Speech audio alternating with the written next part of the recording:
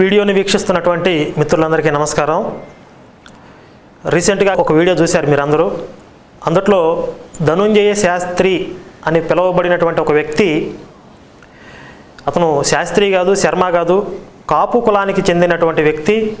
ఆయన చెప్పినట్లుగా వాళ్ళ నాన్న టీటీడీలో పనిచేయలేదు, ఈయన గోవిందరాజస్వామి ఆలయంలో పనిచేయలేదు, ఏదో కొబ్బరి చెప్పులు వచ్చేస్తేనే మా ఫ్యామిలీ కడుపు నిండిపోతుంది అని ఈ రకమైన ప్రచారాలు చేస్తూ ప్రజల్ని మోసగిస్తూ అబద్ధ ప్రచారాలతో చాలామందిని మతమార్పిడి చేశాను.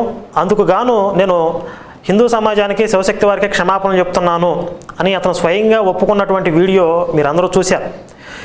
ఈ వీడియో మీద కొంతమంది పాస్టర్లు, క్రైస్తవ సమాజంలోని కొందరు వ్యక్తులు స్పందించారు. స్పందించడం అంటే